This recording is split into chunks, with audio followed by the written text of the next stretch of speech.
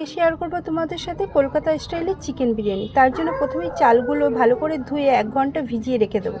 এদিকে কিছু গোটা মশলা নিয়েছি, সেগুলো নাড়িয়ে চাড়িয়ে গুঁড়ো করে নেব। কি কি নিয়েছি সেটা ডেসক্রিপশন বক্সে দিয়ে দেবো। কিছু গোটা মশলা আর নুন ভাতের জলে দিয়ে দিলাম। বড় হাঁড়ির মধ্যে তেল গরম করে পেঁয়াজ দিয়ে দিলাম, বেরেস্তা করে নেব। ভাতের জলটা ফুটে গেছে, তাই চালটা দিয়ে নাড়িয়ে চাড়িয়ে হতে দেবো। এদিকে বেরেস্তাও রেডি, তুলে নিলাম খানিকটা, আর খানিকটা রেখে দিয়ে এর মধ্যে দিয়ে দেবো জল, দিয়ে দেবো নুন, কাশ্মীর লঙ্কার গুঁড়ো আর কেওড়া জল। এবার নাড়িয়ে চাড়িয়ে দিয়ে দেবো আলুটা নাড়িয়ে চাড়িয়ে ঢাকা দিয়ে দেবো। এর মধ্যে 80% হতে দেবো। হয়ে গেছে, এবার তুলে নেব।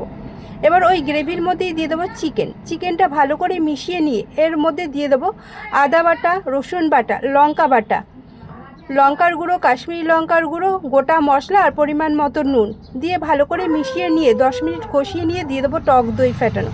এটাও ভালো করে কষিয়ে নিয়ে ঢাকা দিয়ে মাংসের জলে জল সিদ্ধ হবে, আর এদিকে উষ্ণ গরম দুধের মধ্যে দিয়ে দেবো কেশর।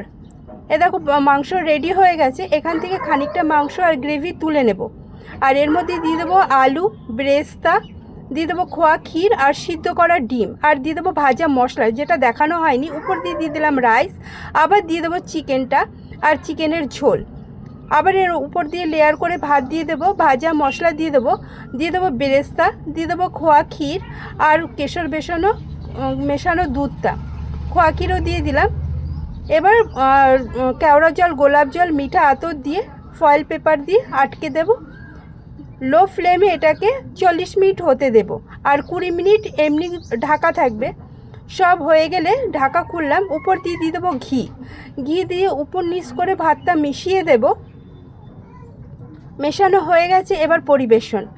এখানে শসা, পেঁয়াজ, টমেটো আর রায়তা সহযোগে পরিবেশন করেছি। অসাধারণ খেতে হয়েছে। কলকাতা স্টাইলের বিরিয়ানি যদি করতে চাও এইভাবে একবার বাড়িতে করতেই পারো।